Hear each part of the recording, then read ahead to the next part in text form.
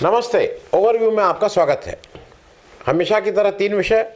चीन को लाल आंख कब दिखाएंगे। दूसरा, बीजेपी की केंद्र सरकार अब पार्टियों के बाद चुनी हुई सरकारों को भी नहीं चलने देगी। तीसरा, क्या एक अनौपचारिक इंडिया गठबंधन भी है। इन तीनों विषयों पर बात करने से पहले आपसे आग्रह, चैनल को सब्सक्राइब करें और अगर हो सके तो चैनल की मेंबरशिप भी ले लें। मेंबरशिप का मतलब कि हर महीने आपको एक छोटी रकम हमें सहयोग के रूप में देनी होती है। अगर आप हर महीने का कमिटमेंट नहीं करना चाहते हैं तो वन टाइम, एक बार, एक मुश्त भी हमारे आर्थिक सहयोग कर सकते हैं। आपके इस आर्थिक सहयोग की हमें आवश्यकता है चैनल को सुचारू रूप से चलाने के लिए। तो पहली बात, चीन को लाल आंख कब दिखाएंगे। जब मैं इसकी बात करूंगा तो मैं थोड़ा नॉर्थ ईस्ट को भी ओवरऑल टच कर रहा हूं। अरुणाचल प्रदेश और मणिपुर के बारे में कल मोदी जी ने एक चुनावी सभा में टिप्पणी की। मुझे अजीब सा लगता है कि इस देश के प्रधानमंत्री को यह कहना पड़ रहा है मंच पे खड़े होके कि अरुणाचल प्रदेश हमारा था, हमारा है और हमारा रहेगा। क्या मतलब, क्यों आपको ये कहने की जरूरत आ रही है। और उसका मुझे ऐसा लगता है कि वो आपने जो पिछले 10 वर्षों में जिस तरह से सीमावर्ती क्षेत्रों को, सीमावर्ती प्रदेशों को हैंडल किया है, वो उसका एक बड़ा कारण है। पहले तो मैं वहां से करूं, जब आप चीन से जो खतरा है उसको अपने, इसलिए कि मैं 36 इंच का चीना है, मैं ऐसा कर देता हूं, मैं ऐसा कर देता हूं, इस इमेज को बचाने के लिए आपने क्या स्टेटमेंट दिया था। और खास करके जब हमारे 20 जवान शहीद हुए थे, आपने कहा था कि ना कोई घुसा था ना कोई घुसा है। ये मैं सुन लीजिए पहले। न वहां कोई हमारी सीमा में घुस आया है, न ही कोई घुसा हुआ है, न ही हमारी कोई पोस्ट किसी दूसरे के कब्जे में है। लद्दाख में हमारे 20 जाबाज शहीद हुए, लेकिन जिन्होंने भारत माता की तरफ आंख उठाकर देखा था, उन्हें वो सबक सिखा कर गए हैं। आपने इस पोस्ट, अगर आपने इसमें यह भी कहा कि ना कोई पोस्ट उनके कब्जे में है, और उसके बाद जैसा बार बार कहा गया है कि हमारी शायद 20 या 21 जनरल लेवल की, ऑफिसर्स लेवल की जो मीटिंग हुई है इंडिया और चाइना के बीच में, फ्लैग मीटिंग या अलग अलग लेवल की, उस पर उनका स्टैंड एक ही है चाइना का कि ये तो हमारा क्षेत्र था। आपके प्रधानमंत्री कह रहे हैं कि हम आपके क्षेत्र में नहीं घुसे, ये तो हमारा क्षेत्र है। तो भारत की कितनी वीक पोजीशन कर दी है इस एक स्टेटमेंट में, ये काफ़ी है।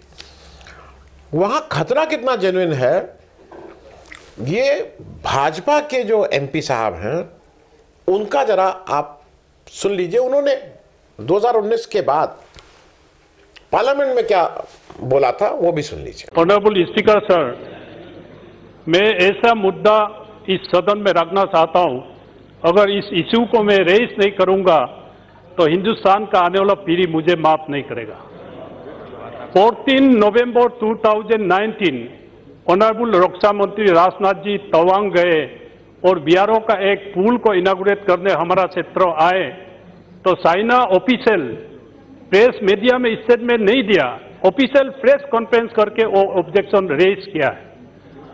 ऑनरेबल प्रेसिडेंट ऑफ इंडिया गए अरुणाचल, ऑब्जेक्शन रेज हुआ। मोदी जी गए कैंपेन में, ऑब्जेक्शन रेज हुआ। Honourable home minister Amit Shah ji गए, ऑब्जेक्शन वहां प्रेस स्टेटमेंट करके रेज होता है। तो हमारा सरकार और हमारा इस सदन से कोई एक आवाज नहीं है, चाइना का ऑब्जेक्शन को कोई इशू रेज किया नहीं है। और ऑनरेबल स्पीकर सर, मैं अपना हिंदुस्तान के मीडिया हाउस को भी मैं ये कहना चाहूंगा, कोई भी इशू को मीडिया में फोकस नहीं होता है। चाइना कितना टेरिटरी कब्जा हुआ, सदन में मैं आपका रिकॉर्ड में मैं एक बताना चाहूंगा। Jaswant Singh, former minister and former external affairs minister, as a army captain आसाफिला में पोस्टिंग हुआ। वो आसाफिला आज चाइना का कब्जा में है। ओल माजा चाइना का कब्जा में है। आतुपुपु दिबांग वैली में एक रिलीजियस प्लेस है, 84-85 से वो जगह कब्जा है। अगर कहीं ऑनरेबल स्पीकर सर कहीं और दोगलाम होगा, ये अरुणाचल प्रदेश में दोगलाम होगा। इसलिए आज मोर देन 50-60 किलोमीटर चाइना हमारा टेरिटरी में कब्जा करके रखा है। तो इसलिए मैं अपना सरकार को और इस सदन को और अपना मीडिया हाउस को ये रिक्वेस्ट करना चाहता हूं आपका माध्यम से कि कोई पाकिस्तान इशू आता है, अखबारों में पाकिस्तान का कराची का डेली मार्केट का रेट छपता है, इंडियन टेरिटरी को अरुणाचल में चाइना कब्जा करता है, उसका कहीं प्रिंट मीडिया में, इलेक्ट्रॉनिक मीडिया में और इस सदन में और हमारा ऑनरेबल डिफरेंट पॉलिटिकल पार्टीज का लीडर भी कोई कुछ कमेंट नहीं है। इसलिए मैं अपना सरकार से आपका माध्यम से मैं कहना चाहूंगा, दूसरा कहीं दगलाम होगा तो अरुणाचल प्रदेश में होगा। वो दिन आने मत दीजिए। गवर्नमेंट ऑफ इंडिया, हमारा सरकार इस चीज को ध्यान दिया जाए, यह मैं आग्रह करता हूं। Thank you sir. ये साफ है कि अरुणाचल प्रदेश के चुने हुए प्रतिनिधि जो भाजपा के हैं, उनको भी ये बिल्कुल स्पष्ट है कि वहाँ पे चीन अंदर 50-60 किलोमीटर आज से 4 साल पहले ही घुस आया था। अब स्थिति और खराब हो गई है। मैं इसलिए आपको उसके साथ ये बात कर रहा हूँ, 2022 का आपको बीजिंग ओलंपिक याद है? हमारे अरुणाचल प्रदेश के खिलाड़ियों को चीन ने वीसा नहीं दिया था और फिर इन प्रोटेस्ट हमने क्या किया था? अनुराग ठाकुर जी का उस समय का स्टेटमेंट आया था ना कि हम इस प्रोटेस्ट में चीन नहीं जा रहे, अनुराग ठाकुर साहब नहीं जा रहे हैं। अगर आप हमारे हिस्से के एक जगह के खिलाड़ियों को हिस्सा नहीं देते हैं तो जोरदार प्रोटेस्ट ये होता है जिससे पूरी दुनिया में जिसकी गूंज होती कि हमारी पूरी टीम को चीन के बीजिंग ओलंपिक में नहीं जाना चाहिए था। कुछ खेल प्रेमी कहेंगे कि नहीं, खेल अलग है, वो अलग है। खेल और वो अलग अलग नहीं है। चीन हमारे अगर किसी भी एक छोटे या बड़े प्रदेश की इस तरह की अवमानना करता है, उसको अपना हिस्सा बताता है, तो वो सीधे सीधे उस पर कार्रवाई की ज़रूरत है। ये बात मैं सिर्फ इसलिए भी नहीं कह रहा हूं क्योंकि अरुणाचल के प्रदेश की तो बात है ही। एक सिर्फ बात याद दिला दो, लद्दाख में रिजांगला में मेजर शैतान सिंह की जो शहादत थी 1962 में, जहां उनका मेमोरियल था, वो आज बफर जोन हो गया है। वहां भारत अब वहां गश्त नहीं कर सकता है। आप शहीदों के साथ इस तरह की बातें कर रहे हैं और ये बात पूरी तब तक नहीं होगी। ये सिर्फ लाल आंख की बात है। मतलब मुझे तो सुन के हैरत, दुख, क्षोभ, मैं क्या क्या बोलूं उसका, जब कल मोदी जी कहते हैं कि हमारे टाइमली इंटरवेंशन से मणिपुर की सिचुएशन बहुत इंप्रूव कर गई। मणिपुर पे जो मोदी जी ने किया है वो क्या क्षम्य है? वो आप खुद बोलिए, वहां प्रचार करने क्यों नहीं जा रहे हैं? वहां जो मतलब वहां सब कुछ क्या सामान्य है? वहां 4 फेज में पोलिंग हो रही है, 2 सीटें हैं। आप क्या गए थे जब मणिपुर तब से जल रहा है? आपने कोई मरहम लगाया? आप मणिपुर के चुने हुए एमएलए आपके आए आपसे मिलने के लिए दिल्ली में, आप क्या उनसे मिले थे? कितनी बार आप उनसे मिले? एक बात और, कांग्रेस ने अपने मैनिफेस्टो में कहा है कि मतलब अगर उनकी सरकार इंडिया गठबंधन की बनेगी तो वो मणिपुर में जो ये हुआ उसको कॉम्पनसेशन देंगे। आप बोल रहे हैं कहीं कॉम्पनसेशन देंगे? आपने कोई कार्रवाई की है?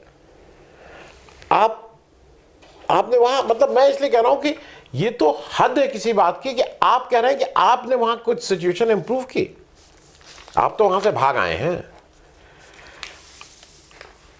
अब जरा दूसरी बात कि बीजेपी की केंद्र सरकार अब पार्टियों के बाद चुनी हुई सरकारों को भी नहीं चलने देगी। ये मैं इसलिए कह रहा हूं कि बीजेपी ने एक नई स्ट्रैटेजी ये की है कि चुनाव के ठीक मौके पे वो आम आदमी पार्टी के उसने सब टॉप नेताओं को गिरफ्तार कर लिया। फिर उसने कांग्रेस जो मेन विपक्षी पार्टी है उसके फंड को फ्रीज कर दिया उसके जो उनके जो पैसे थे उसमें से जबरन इनकम टैक्स वाले ने उसमें से पैसे निकाल लिए, और फिर कोर्ट के ऑर्डर से जब अनफ्रीज हुआ है तो उसमें पैसा ही ऑलरेडी इनकम टैक्स वाले निकाल चुके हैं उसमें से। तो ऐसा बना दिया जा रहा है कि जिससे अब कोई दूसरी पार्टी इलेक्शन ही न लड़ पाए। जहां सरकार है दूसरी पार्टी की, भाजपा के अलावा, वहां आप पूरे प्राण से चेष्टा करते हैं उस सरकार को तोड़ने की, गिराने की। वो चाहे हिमाचल हो, वो चाहे कर्नाटक हो, वो आपने कई जगह सक्सेसफुल होते हैं, कई जगह नहीं होते हैं। झारखंड में आपने कितनी कोशिश की। तो जहां की सरकार नहीं आपसे गिर रही, जहां नहीं तोड़ पा रहे हैं, वहां आप क्या कर रहे हैं? आप उस स्टेट का पैसा देना बंद कर रहे हैं। हमारी संघीय ढांचे में जो हमारा रेवेन्यू कलेक्शन है उसकी व्यवस्था यह है कि कुछ सेंट्रल गवर्नमेंट के रेवेन्यूज होते हैं, कुछ स्टेट गवर्नमेंट के होते हैं। सेंट्रल गवर्नमेंट के रेवेन्यू जब सेंट्रल गवर्नमेंट इकट्ठा करती है और उसका एक प्रीफिक्स प्रतिशत वो स्टेट को देती है, और कुछ उसके पास रहता है जो स्टेट की उस नीड के हिसाब से हर स्टेट की वो पैसा एलोकेट किया जाता है। सुप्रीम कोर्ट ने कल जस्टिस गवई की अध्यक्षता में एक डबल बेंच थी, उसमें कर्नाटक का मामला आया। हालांकि इसी तरह का मामला तमिलनाडु का भी है और इसी तरह का मामला केरल का भी है। तमिलनाडु ने 38,000 करोड़ का एक डिजास्टर रिलीफ असिस्टेंस की मांग की है जो केंद्र सरकार अभी तक नहीं दे रही है।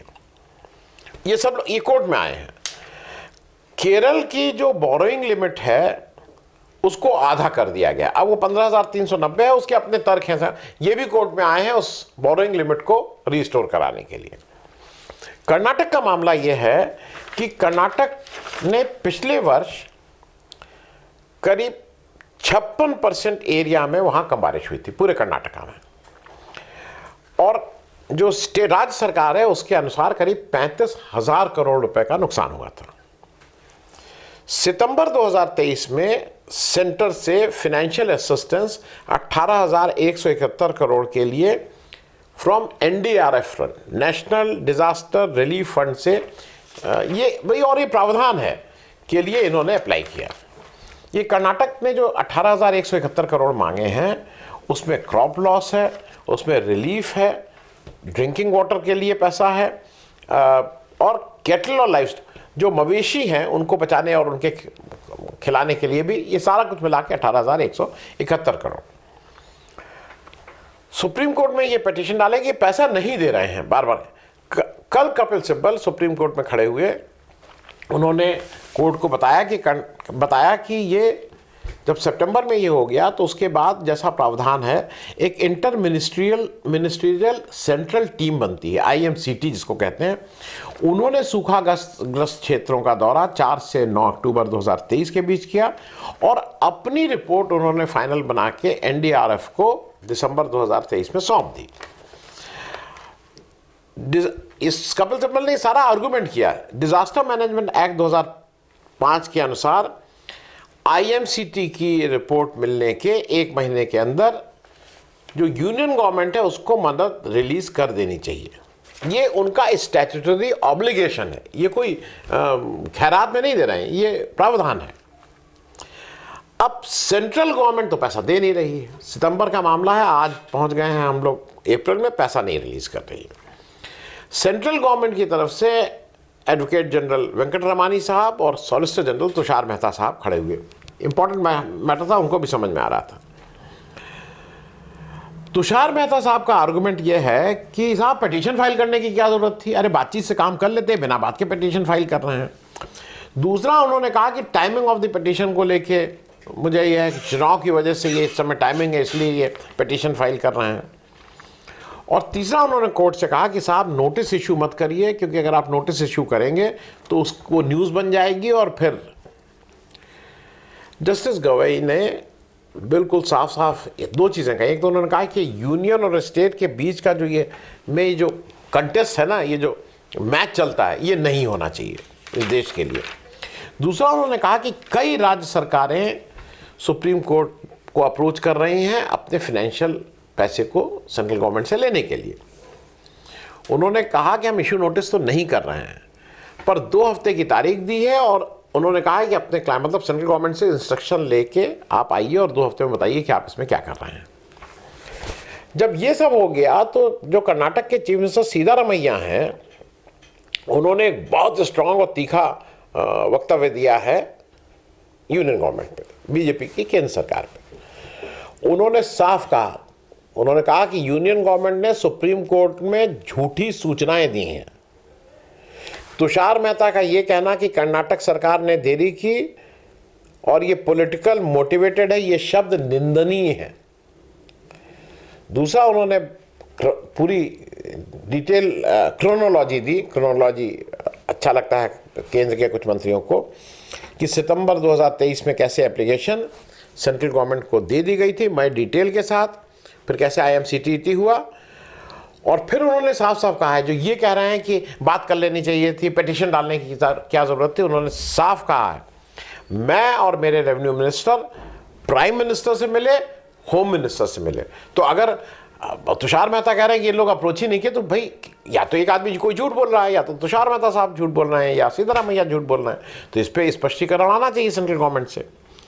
उन्होंने ये भी कहा कि मेरे deputy chief minister finance minister से भी मिले, और ये लगातार होम मिनिस्टर और फाइनेंस मिनिस्टर झूठ बोलते हैं कि हमने अप्लाई करने में देरी की, और यही झूठ वो सुप्रीम कोर्ट में भी बोल रहे हैं। मैं ये बात इसलिए कह रहा हूं कि यूनियन गवर्नमेंट का रोल पूरे संघीय ढांचे को जोड़ के रखने का है, फैसिलिटेटर की भूमिका है। लेकिन बीजेपी सरकार महज केवल अपने चुनावी फायदे के लिए, ऐसा लगता है कि वो इस संघीय ढांचे को कहीं ना कहीं उसके स्मूथ फंक्शनिंग में रोड ब्लॉक हो रही है, और उससे संघीय ढांचे में ढांचा कमजोर हो रहा है। इसमें कोई दो राय नहीं। अब तीसरी बात, क्या एक अनौपचारिक इंडिया गठबंधन भी है? ये मैं अनौपचारिक इसलिए बोल रहा हूं, मैं जरा यूपी के मैं एक खबर ये दे दूं जो अच्छी खबर है इंडिया गठबंधन के लिए, कि महाराष्ट्र में तीनों पार्टियों के लीडर ने बैठ के एक साथ, मतलब शिवसेना, कांग्रेस और एनसीपी के लीडर्स ने बैठ के आज एक कॉमन प्रेस कॉन्फ्रेंस में अपना गठबंधन अनाउंस कर दिया, सीटें बता दी। 21 सीट उद्धव ठाकरे, 17 सीट मतलब उद्धव ठाकरे वाली शिवसेना, 17 सीट कांग्रेस पार्टी और 10 सीट एनसीपी लड़ेगी। कॉमन एक साथ लोगों ने किया, और उससे एक मैसेज भी ठीक किया। लेकिन मैं बात अब कर रहा हूं उत्तर प्रदेश की। उत्तर प्रदेश का मैं अनौपचारिक इंडिया गठबंधन इसलिए बोल रहा हूं, 2 सीटों की मैं बात करूंगा।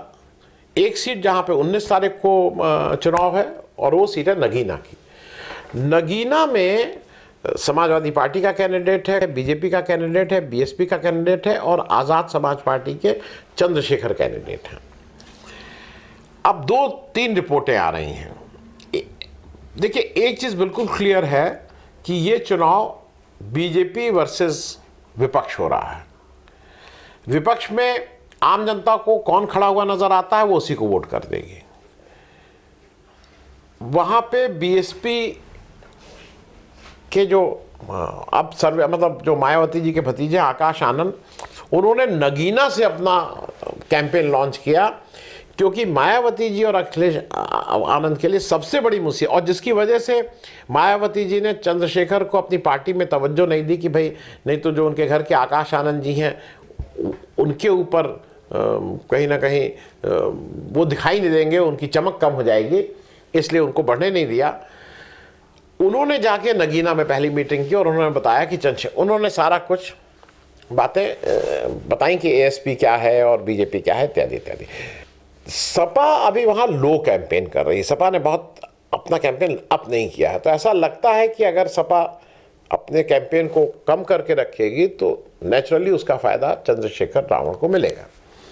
चंद्रशेखर रावण का एक फ़ायदा ये भी है उनको कि वो उसी समुदाय से आते हैं जिस समुदाय से मायावती जी आती हैं। तो उस समुदाय के वोट जो बीएसपी ये मानती कि उनको होगा, वो खुद खड़े होने की वजह से वो थोड़ा खींच सकते हैं।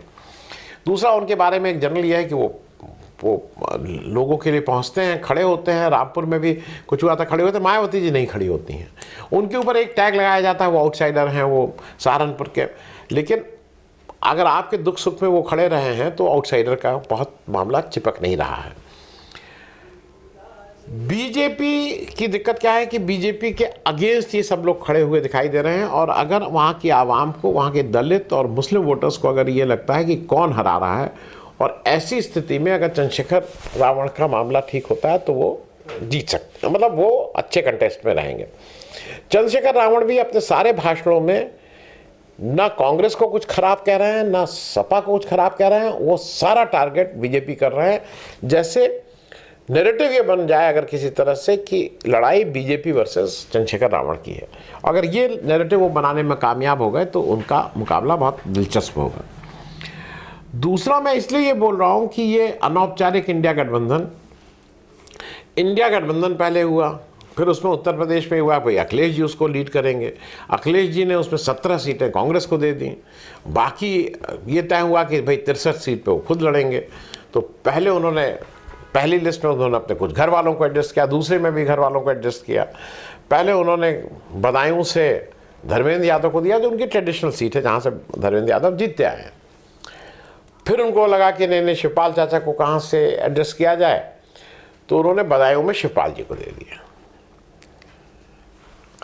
धर्मेंद्र जी को शिफ्ट किया गया आजमगढ़। ऐसा माना जाता है कि शिवपाल जी पुराने ऑर्गेनाइजेशन के आदमी हैं, लोगों को जानते हैं, और वो बदायूं से बहुत अच्छा इलेक्शन लड़ेंगे। अब शिवपाल जी का पुत्र प्रेम जग गया है। अब शिवपाल जी ने आदित्य यादव, उनके लड़के जो हैं, उनकी अजीब सी वहाँ स्थिति है। बदायूं में शिवपाल जी कैंपेन कर रहे हैं आदित्य यादव का, आदित्य यादव जी कैंपेन कर रहे हैं शिवपाल यादव का, ये कह के कि भाई अभी तक तो ऑफिशियल कैंडिडेट ये हैं तो इनके लिए। शिवपाल जी का कहना यह है कि वहाँ से एक संभल में कोई सम्मेलन हुआ था, वहाँ पे सर्वसम्मति से हुआ था कि भाई आदित्य यादव को लड़ना चाहिए। इसका रेजोल्यूशन, इसको रिजॉल्व करके उन्होंने नेशनल कमेटी को, मतलब मैं अध्यक्ष, चाचा अध्यक्ष, तो मैं भतीजा उपाध्यक्ष, मतलब घर में उन्होंने दे दिया। लेकिन जो है कि नेशनल, राष्ट्रीय मतलब नेशनल हेडक्वार्टर को भेजा गया है। नेशनल हेडक्वार्टर उस पर अभी जवाब ही नहीं दे रहा है। तो ऑफिशियली तो शिवपाल जी कैंडिडेट हैं, शिवपाल जी कह रहे हैं कि नहीं कैंडिडेट आदित्य हैं। तो ये अनौपचारिक, मैं इसलिए बोल रहा हूँ कि इंडिया गठबंधन में भी करंट चल रहा है। लेकिन अब अलग अलग तरह के लोग अपने अपने हिसाब से मीडिया में स्टोरी छपा रहे हैं। एक स्टोरी ये छप रही है कि नहीं आदित्य यादव बहुत अच्छा लड़ेंगे, क्योंकि शिवपाल से लोग कहने में कुछ डरते हैं, आदित्य यादव बिल्कुल मिक्स हो जाएंगे। मेरे ख्याल में आदित्य यादव और शिवपाल जी में कोई कंपैरिजन नहीं है। आदित्य यादव जी, मैं भी गया था एक दो इलेक्शन में देखने, इलेक्शन कवर करने, आदित्य यादव जी में वो बात ही नहीं है जो शिवपाल जी में है। और अगर आदित्य यादव जी लड़ते हैं तो काफ़ी कुछ, मैं ये मानूंगा कि वो सपा की सबसे one of the weakest seat में रहेगी, जहाँ पे अगर आदित्य यादव जी लड़ते हैं। और अगर शिवपाल जी लड़ते हैं तो सपा की वो विनिंग सीट भी हो सकती है। थैंक यू सो मच, धन्यवाद।